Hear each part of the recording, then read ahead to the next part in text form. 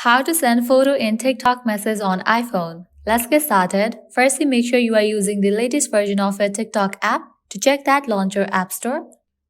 At the top, you'll see the search box. Over there, type in the app name TikTok.